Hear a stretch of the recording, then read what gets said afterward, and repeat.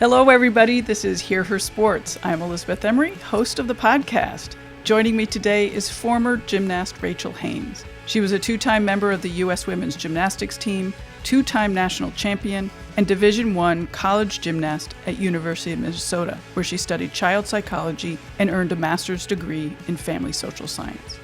She's come out with her new memoir titled Abused, about her time as a gymnast and as Survivor 195 in the Larry Nassar case. In her book, she writes in detail about breaking her back in 3 places and everything she did to stay in the sport after that. But mostly, Rachel uses the lens of her psychology training to dissect her time in the sport. She focuses on the culture of gymnastics, being a driven teenager, her own process of healing, forgiving, moving on, and creating a great life after sport. Rachel is now coaching young gymnasts and has been able to implement her own ideas about improving the sport. It was really fun to talk to her about what she's learned and about balancing being a strong competitor, safety, and a focus on the process of improving and becoming a good person. As always, it's an honor to introduce this week's guest, so let's get to it. Welcome, Rachel. I really appreciate you being here on the podcast. Yeah, thank you so much. I'm happy to be here. Well, your book is completely fascinating and it's open and honest. How did writing it come about? Yeah, I actually like telling this story quite a lot because it's so strange how it started. It was just a journal. About 2 years ago, when everything started surfacing about Larry and the accusations started coming up and flooding my feed, I started just feeling really overwhelmed with the emotions that I was having. Obviously, it was feelings that I had never dealt with before. And so I was trying to learn how to cope with them and get them out because I felt trapped in my own head. And at the time, I was actually completing my master's program, which was in counseling.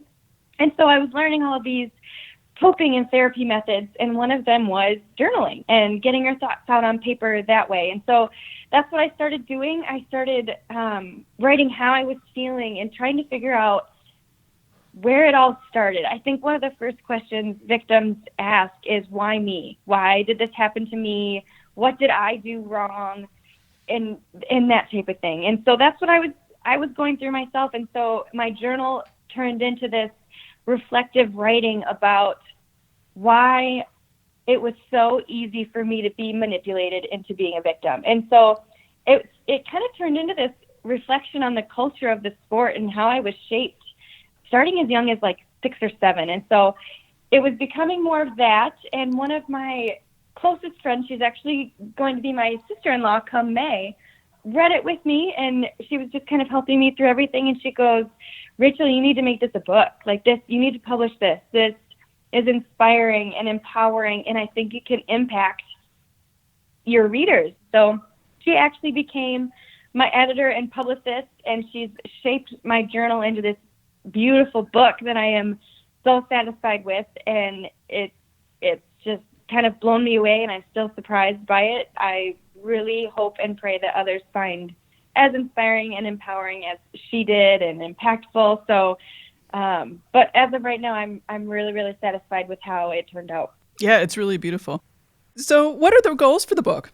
You sort of hinted at it, but yeah. Yeah, and it's funny. So I actually just did a vision board with my goals about the book. And my main, I guess even purpose for the book was to just inspire one person. And inspire is a broad term, but if that means comforting them, then great. That's what I want. But if it also means giving one person the empowered feeling to use their voice, to stand up against their abuser, to even come forward as a victim, that's all I want. I don't need it to become this huge thing. I just want it to inspire one. And I don't care what kind of inspire that is. I just want one person to read it and feel empowered and feel comforted, because being a victim is so much harder than what people can imagine.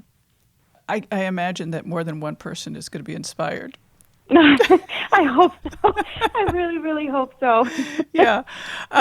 So after writing the book and with a little bit of distance on competing in gymnastics, what stands out for you in your story?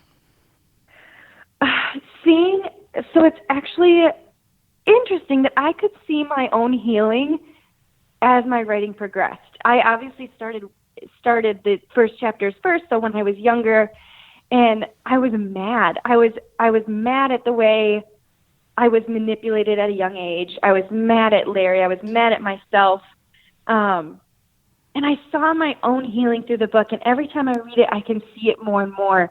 And I can even feel it when I'm reading the chapters that I wrote early on. I'm like, oh, I was so angry, and I'm not anymore. I was so hurt, and I'm not anymore. And seeing that means a lot to me. It's almost empowering to myself and my own healing process is to be able to see that progression toward being better, progression toward kind of that forgiveness and moving forward type thing.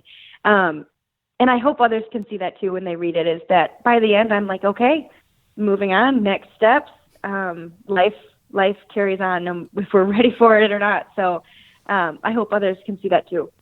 Well, it's interesting. You jumped right to the ending, and that really struck me, was the ending of your book. And your ability to heal. I mean, that part of your story is so amazing. It's amazing to be able to forgive, and it's amazing to be able to accept both the good and the bad of your sport. I got a lot from that chapter. So how did you manage being able to forgive? Oh my gosh. It's funny. Like, this is the part that I start tearing up thinking about. It was a very hard thing to do. I mean, people can throw around the word, I forgive you, but to actually mean it takes a lot, and it's draining and exhausting. But my story kind of started with the trial when so I'm in Minnesota, and the trial was obviously happening in Michigan. And so I was kind of watching it from afar. And you have to remember, all of these women are close friends of mine. They were teammates. They were competitors with me. I used to see them at competitions.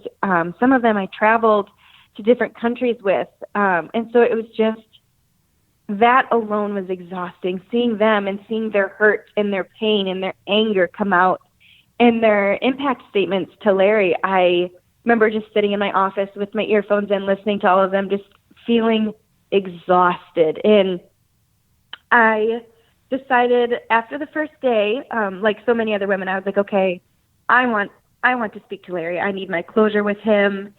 And I think this impact statement is the way to do it. And so I wrote up a rough draft of it. I was like, this is what I want to say. I think this will give me closure. And I sent it to my sister, and she read it, and she goes, do you feel better? Does this statement give you the closure that you need to start healing? And I read it, and I was like, no, this isn't what I need. It's not working. Every time I read it, I just feel angry and hurt. And that same exhaustion that I felt hearing all of the other women's statements. And so I was like, what do I need? And she was like, you can send me as many rough drafts as you need, but I'm always here to listen, and I'm only trying to help you heal. And so then I called my parents to see what kind of suggestions they could offer, because they are obviously the smartest people that I know. And so I talked to my dad for the longest, and he and my mom have both had to do their own healing and their own forgiveness, because being a parent of a victim is no easier. And so my dad was talking to me, and he's like, Rachel, I turned to my faith to help me move past this, because I wanted to kill Larry. I wanted to hurt him. He hurt my little girl, and I'm sure I feel the same way as every father of those little girls do. And so he was like, I had to turn to my faith. And he asked me if I had turned to my faith, and I was like, I haven't. I'm still so angry. I'm still so, why me? That type of thing. And he goes, well, the next statement you write, I want you to turn to your faith and see if that helps. Try that. And so I did. And as I started writing that draft, I started seeing almost this forgiveness forming, almost this, I can't hold this grudge against you forever. With my goals for healing, I need to forgive you. I just started pulling out Bible verses of, this makes me want to forgive you. This makes me realize I have to forgive you. And that last draft I wrote, I was like, I would read it and I would feel better and I would feel stronger. And I read it to my sister, and she was like, do you feel like your healing has started? And I said, yes. But unfortunately, I could not read my statement in front of Larry. I was not that strong enough yet. So my parents actually read it for me. And so I remember sitting in my office the day that my statement was going to be read by my parents, and I had my headphones in and my head was down, and my parents had asked to remain anonymous to respect me and kind of respect them as well. And so I remember when they said victim 195 is about to read her statement, she's asked to remain anonymous, and the cameras turned off, the microphones turned off, and the camera turns to Larry, and all I see is Larry. There's no sound. I can't see my parents, but I know my statement is being read, and I see him react. And I don't know what words he's reacting to, but I could feel him almost understand that I had already started healing because I had forgiven him. And he knew that process was difficult. And so I think at that point, he broke a little, and it was hard to watch, but it's so much easier to move on when you can forgive than it is to just hold on to that anger and that grudge and carry that with you forever. Mm-hmm. Yeah. Well, obviously your memoir, your book, is about the Larry Nassar case and the abuse, but it started with your back injury, which really blew me away. Can you describe that injury and maybe what happened, and oh my gosh, how you managed that pain? It's so funny when I tell people this story, they get stuck on the back, and I'm like, oh, that's nothing. I guess that's the way the sport makes you, though. It's just like pain is nothing. But so when I was a sophomore in high school, I had started feeling kind of this gradual soreness in my back. It was just like tight muscles. We were at the peak of season. I was working really, really hard. So all my muscles were tense. If you've ever felt like a rib out of place, it felt like that, but all of my ribs and not just one. So it just felt like stiff.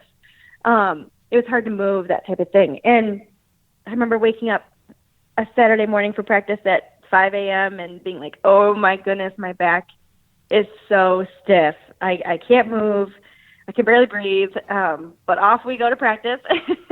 And I remember my first event that day was beam. And I remember looking at the floor where I used to warm up my skills. And I remember thinking, if I don't warm up, that's a few less times that I have to move my back that can't move. And so I was like, okay, I'm not going to warm up. I'm just going to chuck my beam routines, get them out of the way, do the least amount of numbers possible because I am in a lot of pain. And I remember getting on that beam, and I remember this moment clear as day, which is kind of terrifying. But if you're familiar with gymnastics and like the moves, a back tuck is one of my first skills on the beam. And so I remember swinging forward to get that momentum to push backward. And as I spent forward, it was a bigger movement than what my back had done yet that day. And I did it with such force that I felt my tight muscles like basically break my back. I felt them shift it, and I heard the loud crack, but once I had all that momentum going forward, I couldn't just stop. I mean, at that point, it's more dangerous to not go for your skill than it is to just finish off the skill regardless of the broken back. So I remember bending forward, feeling it break, and then the next motion of a back tuck is you set up. And so your body kind of extends into this arched motion before you tuck your legs over. And I remember going from that bent forward movement to that arched back and feeling another shift, kind of a break happen. And I was like, oh my gosh. So now I'm midair and this is all happening in slow motion, and I can feel both sides of my spine have snapped. And I still have to land the skill. And obviously it wasn't going to be a pretty landing, especially on a 4-inch beam. So I remember finishing the flip, reaching my hands down for the beam so it wasn't all of my weight landing on my feet. And I landed short anyways. But so my hands came down on the beam first, and then my feet landed, and then I just kind of tumbled off the beam. I just kind of flopped over onto the floor. I didn't even reach my hands down. I just let kind of myself crumble to the ground. And as I did that, I felt it shift one last time, and it had one last fracture when I came to the ground. And I just remember my whole body going numb and kind of getting this tunnel vision of pain, basically. And I remember my coach being there in less than a second, it felt like. And he had carried me over to the floor, kind of laid me down flat, and my teammate already had ice, and this kind of was all just like a blur. Obviously, I was just in a lot of pain, and they were like, Rachel, let's get you to the doctor. We need to get you to the hospital. We need to get an MRI, an X-ray. And I knew my body well enough. I had experienced enough broken bones to know that my back was fractured. And I was 2 weeks away from the most important meet of the season, and I couldn't let myself confirm that my back was broken. It's like when you cut your finger, it doesn't hurt until you look at it and it's confirmed that, yes, it's bad. So I didn't want to see. I did not want to see that my back was broken, so I refused to get an MRI. I refused to get an X-ray. My parents forced me to take a few days off practice, and then my stomping my feet and bratty little teenage self refused, basically, to not practice. And so back to practice I went with a 3 fractured spine. And I pushed through the last 2 meets. Go ahead. What were you going to ask? I was going to say, did it ever occur to you that what you were doing was crazy? I mean, particularly as the injury went on and you're using icy hot and all that other stuff and not feeling your legs. You have to read the book. But did it ever occur to you that that was just insane? It's like now that I'm older, I'm like, oh my gosh, you idiot. But I remember in the moment thinking my love for this sport and competing and winning is so much greater than the pain I feel. But at the end, in my college career, when it was getting so bad when I couldn't even sit and go to the bathroom, that's when I started realizing, okay, what effect is this going to have on my future? Can I carry my own kids anymore? Am I going to be able to walk when I'm 30? Mm-hmm.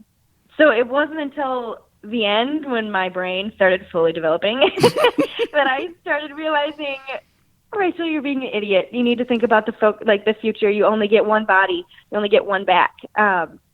It's time to be done. And I had to end up quitting early. And even though it was just a year early, it was hard. It's hard. I mean, I was looking through your past episodes, and I think it was episode 49, where it's just leaving that competition is like losing your first love. And I had to choose that. So it's like I had to choose the breakup when I wasn't ready to. And so it's impossible. It's like basically losing your identity, and I had to choose that. And so asking me to choose that when I'm still a high schooler is it was not possible. I was still in my own bubble. I was invincible, no matter how much pain I was in. So it seems idiotic now. I'm looking back, I'm like, oh, you're the reason I'm in so much pain. But then it made sense. I didn't question it then. When you did start thinking more about your long-term health, how did you start to balance that, or to weigh your long-term health and the desire to continue? Yeah. So it's actually my coaches had to basically slap me in the face and say, Rachel, wake up. Like you're being dumb. So they started like not letting me practice. So my last 2 full years of being a college gymnast, I didn't practice. I only competed. And that doesn't make sense to people if they weren't athletes, especially gymnasts. You need to practice. It's numbers and repetitions that make you a good competitor and make you a consistent competitor. People notice a difference when you go 2 days out of training and then compete. I mean, it just doesn't go well.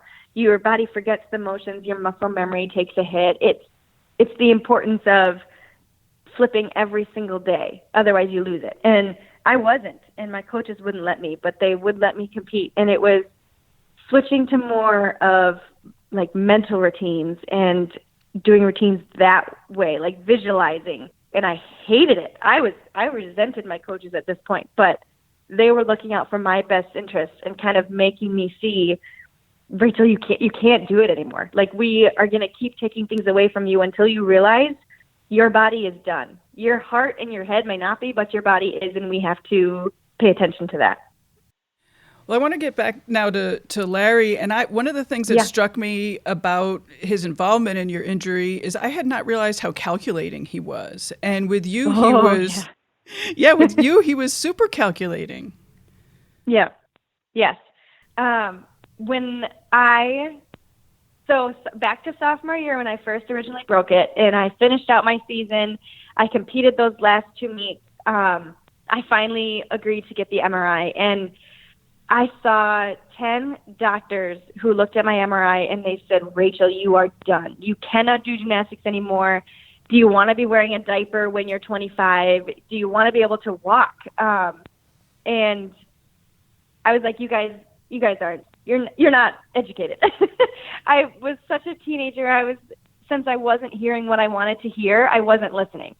And my parents kept taking me to doctor after doctor, trying to get me to pay attention to what they were saying. And they thought maybe if they took me to 20 different doctors, I would start to listen. But I wasn't going to. Nobody was going to be able to take gymnastics away from me. And so I went and saw Larry, and he looked at my MRI, and he said, Rachel, no doctor is going to believe in you once they see this. This is a scary back. It's basically crumbling. But he said, I believe in you, and I believe healing is possible.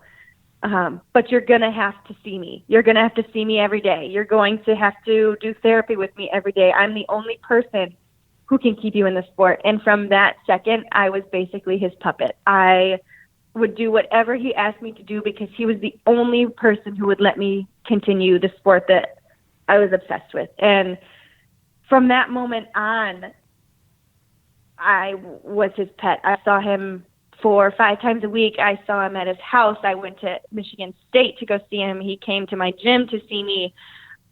It was this unbreakable relationship and obedience that I had to him because he had manipulated me to believe that he was the only person who would make my sport possible. And it's terrifying to look at now because those 10 doctors were right. I was putting myself in danger of paralysis and not being able to carry my own children, and he didn't care. All he cared about was this almost permanent subscription to his services until I was done with the sport, because the way he talked to me and the way he made me think was, if you don't see me, you can't do this anymore. Mm-hmm. That power dynamic is really interesting. Yeah. For you, was it simply your incredible desire to continue with gymnastics that allowed him to do that? He could read people better than anyone I know. He was a very smart man. Nobody can deny that. But he was able to read me and understand my passion and drive to continue the sport was unstoppable. I mean, he could see that the sport had become my entire identity, and if somebody tried to take that away from me, I would break. And he saw an opportunity to be the only person who could feel that drive, who could keep that as part of me. And so he took advantage of it and saw, this girl will trust me if I am the only person who believes in her. And he ran with it, just absolutely ran with it. Right. What would you have liked someone to say or do during this time that maybe could have helped you in some way? That's a great question. And I've played the what if game so many times. And I mostly play it with myself. It's not anything anybody could have said or did. Everybody was doing everything right. I mean, my parents kept saying, Rachel, are we sure about this? Rachel, I don't feel comfortable with this. Can we talk about this? And I was such a bratty teenager. Nobody was going to change my mind. But what I wish I would have asked for myself was to pay attention to those red flags that I bring up in my book that I just glazed over. Why, when I was younger, did I just kind of look past those? Why didn't I pay attention to those? Why didn't I understand what was happening wasn't right?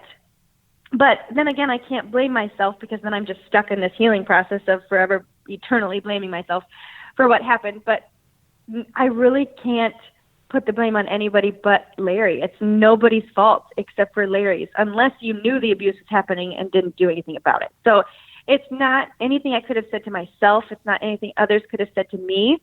It's maybe what others could have done with the information they had, or Larry just being a different person. Right. I think it's sometimes hard, like here we are talking on the phone, completely separate from what was actually happening. I think it's hard to remember what it's like when you're in the situation and, being in totally a different mindset. Right. Because it's so easy for people to say, what were you thinking? And the number of times, it's kind of sickening that I heard people say to me, why didn't you come forward earlier? It's just like, you don't understand. I mean, Larry was the world's best gymnastics doctor. He was world renowned. He went to the Olympics. If you saw him, you basically knew that you were seeing the best of the best. And maybe his treatments weren't anything you had before because he just was such a higher level of a medical professional. He knew things that nobody else did because he was able to fix things that nobody else could. And we looked at our idols, and Carrie Strug was carried off the mat by him, and it's just like, she's my idol. She pushed through so much pain because of just the sport, and Larry helped her, and because of that, we trusted him. I mean, he had this undeniable trust from everybody just because of his accomplishments, and his resume was packed, and people just ignored the discomfort because we thought he's different because he's the best. I mean, we don't have anything else to compare him to because he's just in this world of his own. It's just different with him, and it was okay then. But it's so easy to look back now and think, what were you doing? But if you were in our shoes, it would have played out the same way. Right. Were there any rumors that girls were reporting him, or was there gossip in your gym about him? Wow. There was like little talks. So I actually broke my back at the same time as one of my good friends. And we would talk about how it was weird that he required us to wear leotards to his treatment and not like pants and a shirt. We would talk about that, but then we'd be like, oh, it's Larry, my back feels good, so I guess he's doing it right. I mean, it was quickly blown away. There was nothing like, I'm telling my mom and I'm going to the police. There was nothing like that. Larry was everybody's friend because he found a way to get to everybody, whether that was some girls would be struggling with an eating disorder and he would help them with that. So he would like find our vulnerabilities and just pick away at them. And it was manipulative to everybody because he was able to read everybody. He knew the psychology behind being an abuser, and it just seemed to work for him that none of us questioned it. Mm-hmm. In the book, you're really complimentary about John Geddert, your coach at Twistars. Do you blame him in any way, or could he have, taken a bigger role in reporting Larry? John had always respected me, and I always respected John. And he would always get mad at me when I wouldn't tell him that my back was hurting extra bad, and he would always get mad at me if I wasn't being honest about how much pain I was in. And so I know if I would have come forward and said, John, I think Larry is touching me inappropriately, it would have stopped right then. And so because I had that trust with John, I think he was doing everything right. I truly think if it was reported to him, he would have done something about it, because I know now he feels guilty in that type of sense. But I truly feel if I would have come forward and said, John, this needs to stop, I'm feeling uncomfortable, he would have stopped it. One of the things that you talk a lot about in your book is that sort of the culture of gymnastics made what Larry did possible. Could you talk a little bit more about that? Like, what is it about gymnastics? So it's a very similar culture to kind of the Marines. And the harder you work, the better you are. And the more that you are pushed, the more potential you can obtain. And so I kind of view it as the culture of the sport is led by intimidation and the power of authority. I mean, the sport is obviously very dangerous. It requires you to face a lot of fears. It requires you to put in a lot of hours, to be on time, to be focused and driven. And if you're not, it is very, very dangerous. And it's a fine line between making the sport fun and making the sport safe. Because it's easy to just flip around on these squishy mats and foam pits and swing on the ropes. But if you want to be competitive, you have to train like a competitor. And so I know a lot of gyms are fighting between the line of, okay, do we want to be champions or do we just want to be competitors? And the culture of the sport is to basically force you into being a champion. You be on time or you have a punishment. You go for the skills that you're scared of or you are punished. You listen to corrections and you respect your coaches or you are punished. And it's just that kind of it's hard for people to see on the outside, and I do think it does need change. But it's then I struggle with the line of understanding the sport still has to be safe. It still has to be competitive. It's not just for fun. Out of respect for the sport, it is so much more than just flipping around. And so the sport kind of designs you to respect authority, but in the past it was respect authority to the point of ignoring your own discomfort, and that's what needs to change. Interesting. Yeah, it's interesting that you talk about sort of that duality of the sport, because there's so many of those dualities in your book. You know, I mean, liking to compete, but also being aware of that incredible pressure that ends up happening. Yeah, exactly. Yeah. Is there something particular about gymnastics? Because, I mean, certainly there are other sports that have systematic sexual abuse. So what about particular about gymnastics do you think it is? I think because our sport is so dependent on what the coach says. I mean, if the coach says today you're doing bars that day, where it's and they control every aspect of it. They control your numbers. They control what events you're doing, what your routines look like, what skills you're doing, how your skills look, how they're put together, the combinations you do. Everything is dictated by the coach. We basically don't pick anything. We just do what we're told. And that constant kind of obedience takes a toll on our minds. And the sport is so much more than just the skills we do. It's the way we look. It's honestly, it's our height, it's our body build. And sometimes comments get said about like, well, that skill doesn't look good on you. Obviously, as a female, that's going to take a toll on me. But I think that's different from other sports because our sport is so ambiguous to the skills that we're doing. I mean, there's no, you make a touchdown and it's this many points, or you make a hoop and it's this many points. You do this skill and the judge might see that your leg is bent and she might not. It's so unclear. And so we take it personally when we're deviations from perfection. And so it's just that constant toll on our minds of this obedience, but then this obedience is not good enough, and you are not perfect, and this is how you are not perfect. And that constant kind of battle and that you have with yourself makes you this just very vulnerable person.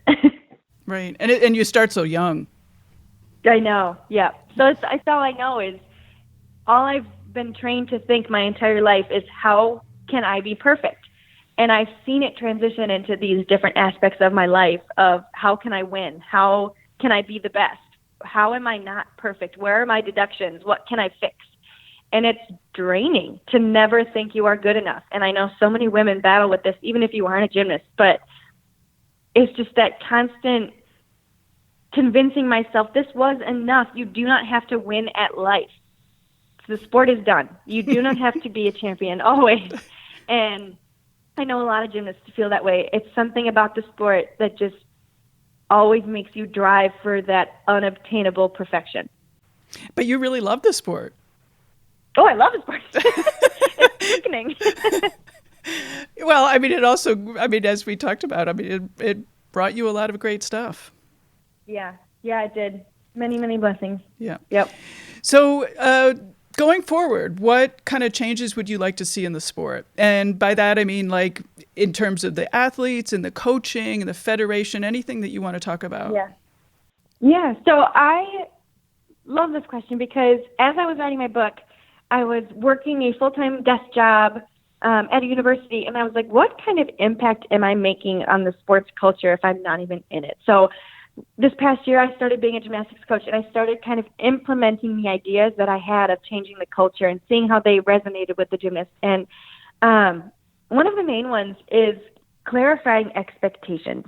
It starts there to me. I think if we ask our gymnasts, what are your goals? Like, what do you want to achieve out of gymnastics? And if their goals are, I want to be an Olympian, then we're going to warn them, you are going to train like an Olympian then. This is your choice. If this is your goal, I will help you get there. But we have to train like it. It's individualizing the sport to match the girls' goals.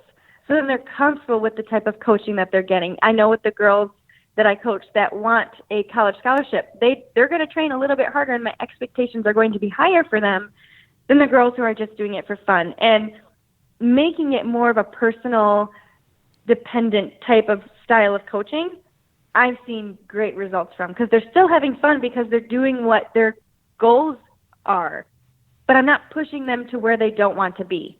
And I think that's where the line wasn't before, was we were pushing kids who we saw potential in ourselves. Us as coaches could see this greatness in them that they weren't pushing themselves to get, but unless they want it, they're not going to get it. And kind of trying to figure out which girls want it, which girls are willing to go for it, is a huge difference. Huge difference. Right. And again, going back to your book, you talk a lot about the recruiting process and how difficult you thought that was. What kind of changes can you imagine in that? Oh, I think we need to stop recruiting at such a young age. I shouldn't have been getting questionnaires as an 8th grader. I mean, how was I supposed to know what I was looking for 6 years down the road? I mean, it's impossible. And the number of girls that I have seen commit somewhere and then decommit because they realized later in high school that's not what they wanted, but then they're stuck because none of the bigger schools that they would have wanted to go to have any scholarships left because they committed them in 7th grade. And it takes a toll on our mentality when we are that young, when we are fighting for something we don't even know the value of. I mean, I did not know the value of a full ride scholarship when I was a freshman in high school. I didn't care. It was college. I didn't know. But now I'm like, oh my goodness, I was fighting for so much money as a freshman. I mean, it's unbelievable to expect that of little girls. And I hate wearing the numbers on our back like we're cattle or farm animals at a state fair, where nobody knows our names. They just know our number and our gymnastics skills. I don't know how that would change, but I think it needs to. And I know this has kind of started becoming more of a thing, but I think the college coaches should come watch us in practice more than they come and watch us at meet. Because the way we compete is different than the way that we train. It's so hard to draw a conclusion about somebody's potential just from a 30-second routine. Where if you watch them for a 5-hour practice, you're going to be able to have a better idea of their work ethic, their passion for the sport, their personality, along with their skills as a gymnast and their consistency, because you see them do more than one routine. So I think that needs to be more of a priority than their competitions, because we can look up scores to meet anytime. You can't look up how they train. And that says so much more about a person if the colleges cared about us as people instead of just gymnasts. Watching us practice shows more attention to that than to our skills. You're also bringing up again the sort of that difficult balance of competing and winning versus, like sort of the process of being an athlete. Yeah. I mean, you can never tell how many hours a girl puts in when you watch her beam routine and she falls. You don't know that she's been doing that skill 100 times a day for the past 8 weeks because she fell. And you may not know that a girl who sticks her vault and wins hadn't done that vault in 3 weeks because she's had a mental block. I mean, you can never tell the background story, and it's unfair that it comes down to 30 seconds. But it's sad that that's the way it is, and that's what people draw their conclusions on us from, is those 30-second routines. Well, you've been out of the sport for a couple of years, and Larry was arrested a couple of years ago. You've had back surgery. You have a regular job. You're engaged. What are you thinking about these days? Oh, my gosh, so much. I think 2019 is going to be a huge year. I think with the wedding and then with the book coming out, I have so much kind of bottled up in me, ready to explode, of excitement, of just wanting to inspire people, wanting to make people's lives easier and better, and empowering women to come forward and use their voice. And it's been hard seeing all the news stories lately. I mean, it's just this constant battle that so many women are fighting. It's not just the survivors of Larry, that so many can relate to my story. And I think the future holds for me is always striving to inspire at least one, to empower at least one. And from there, I hope it grows. I don't know. Maybe I know my fiance has kind of been encouraging me. He's like, Rachel, let's start you a camp. Let's have you travel around and talk to these women who are in sports and empower them and help them to find that line so this doesn't happen again. And he's been very amazing through all of this. So maybe it does turn into a camp. Maybe I do motivational speaking, and I kind of talk to young women athletes and try and correct this mental health issue that accompanies difficult sports like gymnastics of, you are enough. I know the sport tells you you're not, but you are, and this is how. And trying to explain that to women at a young age so they don't have to battle it at 24, 25 like I am. But I have no idea what the future holds. I hope that it's as big as what my dreams and goals are. You talked about inspiring, young athletes, young gymnasts, and also, other women. Do you have advice for gymnasts, for parents of gymnasts? Oh my gosh, I know I put a little blurbs in my book, and I have so much that I want to say to coaches, to parents, to those gymnasts, to retired gymnasts. But I think the main thing that I know that because I've had to battle it with it the most is that you are enough idea. That those deviations from perfection don't matter anymore. The sport is done. You are not always trying to strive for that perfect 10. Life is so much more than trying to be perfect. And I know that since that's the biggest battle for me, I imagine it's the biggest battle for other people as well. So just trying to constantly tell parents, you are enough. I know coaching or being a parent of a gymnast is hard.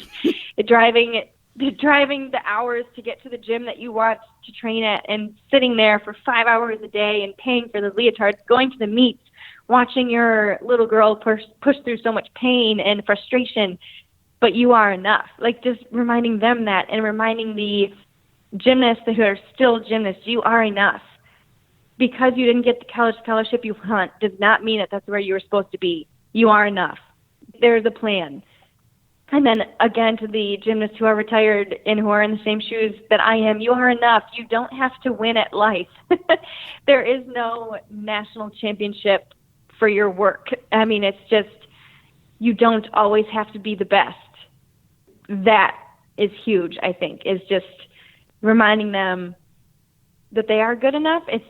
I could go on for days talking about it because it's such a hard battle and so easy to say and so much harder to do. But I think that's my biggest piece of advice is just to love yourself first and not continue those just unreal expectations of perfection throughout your life.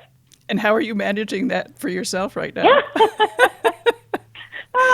Again, easier said than done.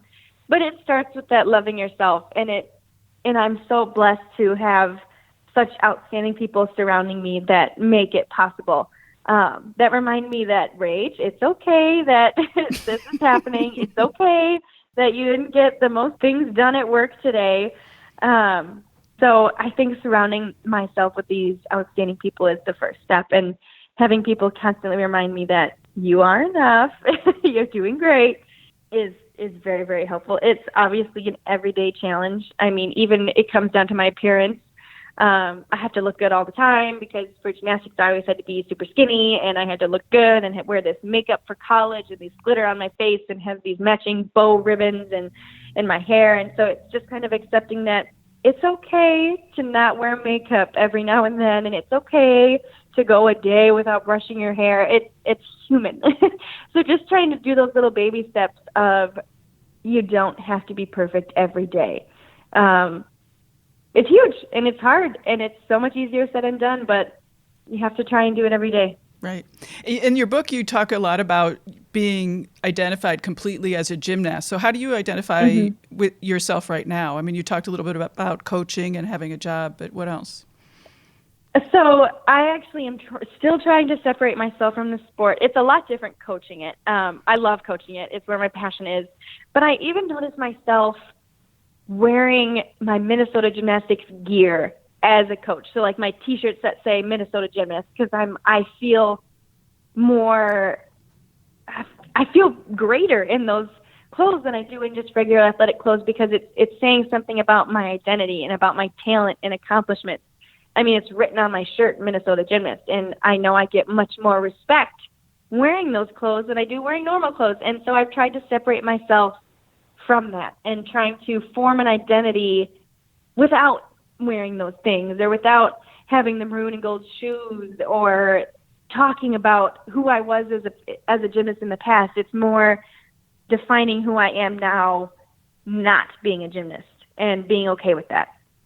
And will coaching satisfy that for you? It is. Right now it is. It's so hard to separate from a sport that you did for 20 some years. And putting my passion for the sport into the girls that I'm coaching is satisfying enough. My fiance has done a great job at making me pour myself into different things. So this summer we picked up golf, and maybe we'll try that. And last summer we picked up tennis. And so he's just always trying to make me put my love for competing someplace else. It does not have to be in gymnastics. And so he's doing a great job at trying to make me realize, Rachel, you are so athletically talented in other things other than gymnastics. Don't let one sport define your athleticism. And so we're working on that, but so far coaching is satisfying my drive and passion and love for the sport of gymnastics without it being the full identity of me. I love that. That was one of my questions is, like, how are you getting those competitive yayas now that you're not competing? That's so funny. And the reason I love competing is because I love accomplishing goals. So every meet I would have a goal of either getting this specific score on this event or placing like this on all around, that type of thing, or qualifying to the next meet by getting this score. So I always had a goal for each meet, and the goals have stayed. So they've just changed context. Obviously, they're not about gymnastics, but so when my sister-in-law said, make this a book, my goal was, well, I'm going to finish it in a month. And I finished it in 2 weeks. I finished writing the whole book in 2 weeks. So it's just, so it's like those little mini accomplishments where I'm like, I did better than what my goal was. I get the same satisfaction from competing.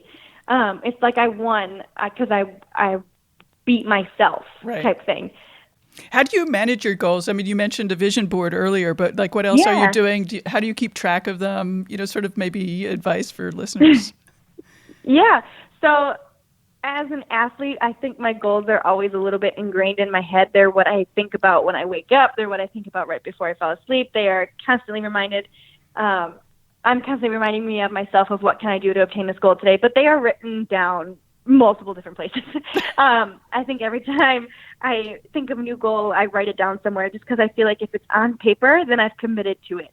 I have to do it then. And so obviously I have my vision board that I look at every day, and I've got them written down places, but I think the place that they stick out the most is eating away at my head of, you haven't accomplished this yet, you need to get moving.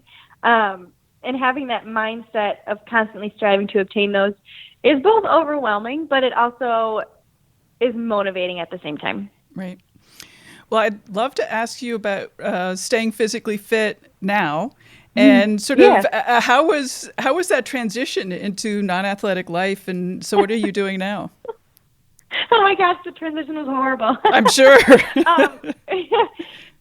Going from working out 5 hours a day and people requiring you to be there. I mean, I didn't have a choice. It was, you had to be at lifts, you had to be at yoga, you had to be at workout.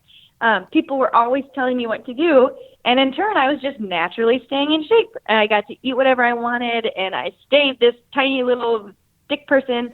And then you're done. You salute at your last meet, and nobody's telling you what to do anymore. Nobody's making you work out. There's no requirements of lifting or yoga, and you have to figure it out for yourself. And at that point, I realized just how much and expensive it is to work out. And nobody was paying for it anymore. Nobody was buying me a private yoga instructor. Nobody was hiring a nutritionist for me. And it was a huge slap in the face of realizing, okay, you're on your own now. What are you going to do so you can keep eating the way that you want to eat, but not gain 100 pounds? And so it was a struggle, and it still is a struggle because my mind has seen what I look like when I am in my best shape possible. And since I'm always striving for perfection, I expect myself to look that way. but I'm not training 5 hours a day anymore. There is no nutritionist. There's nobody cooking for me. It's all on my own. And so that's been hard. It's taken a little bit of a toll on my self-confidence, as I'm sure a lot of gymnasts experience when they're done, is that now you're basically a normal person. You're going to look normal. You're not going to have 12-pack abs and shoulders that go up to your ears because they're so muscular. It's different, and kind of accepting the way my body looks now is a challenge, but we are working through it. And I get a lot of happiness when I am coaching, because if they have conditioning, I'll do it with them. Like it's almost like I am forcing myself to work out by doing what I'm requiring my gymnast to do. And my rule of thumb is, if I can't do it, I don't expect you to do it. And so I'm pushing myself to do these hard conditioning lists because I'm expecting my little gymnast to do them. And that's been fun. It's this kind of new way that I force myself to work out because they expect me to work out with them. But it's hard. It's a hard transition, as I'm sure it is for many, many athletes. Excellent. And how do you stay mentally strong? Oh, I would love to say that I am mentally strong, but it's definitely a process. It's because of my amazing family that I am happy, because going through all this is obviously taken a big toll on me, and it put me in some deep holes and some dark valleys, and I still have hard days. There's no doubt about it. Some days I can't get out of bed. It's just seems like everything is just pointless that day, and I have no purpose. And so it's the people around me have made the biggest impact, reminding me, Rachel, like, you are inspiring people every day that you get out of bed. You are inspiring me, and like using examples, and they encourage me, and that self-care type thing where I am addicted to Bath and Body Works candles and Starbucks. And so some days my amazing fiance will come home with a Starbucks and just say, I hope this makes your day a little brighter and better. And he knows that brings me extreme happiness. And so it's the little things that make the mental health good, but it's definitely not a consistent thing yet. I think kind of that transition out of gymnastics took a toll, and then along with it, this whole trial and case has taken its toll. And I'd love to say I have good mental health, but being completely honest and open, it's not quite there yet, but it has gotten so much better than what it was. Well, I'm super impressed that you have written the book, that you are speaking out. I think that's so important. And as I said, I'm sure more than one person will be inspired by reading that. I hope so. Can you, as we're wrapping up, just talk about where we can find the book and when we can find it? Yeah, absolutely. So I'm actually super excited. It comes out April 12th. It is available, I believe, in Barnes & Noble, on Amazon, and if you are aware, Books A Million as well. It's also available through my publisher, which is Rauman and Littlefield. It's a hardcover book. We are talking about doing like ebooks, which should be coming out pretty soon, and all that good stuff, but I'm really, really excited for people to read it. And like you said, I hope it inspires more than just one. That would obviously bring me a lot of purpose and make my mental health better, knowing that one person was impacted by my book. Well, great. Well, Rachel, thank you so much for taking the time to talk to us, to talk about your new book, Abused. As you said, it comes out in April, and it's definitely worth reading for the insight into being a competitive gymnast, and also for the positive message about forgiveness and gaining something from everything that happens. I really appreciate you being here. I really appreciate you having me. Thank you so much. Thank you. A really warm thank you to Rachel Haines for telling her story on the podcast. I wish her great success with the book, and I'm super excited to see how it goes. Hear Her Sports is focused on increasing listenership in 2019, so tell your friends about the podcast or about one interesting little tidbit you learned. Every week I learn something new myself, talking to these wonderful athletes. Please subscribe to the podcast wherever you listen to podcasts, subscribe to the Hear Her Sports newsletter, or donate on hearhersports.com. Our theme music is by the band Goldmines, our logo by Agnes Studio. And keep listening. I'll be back in 2 weeks.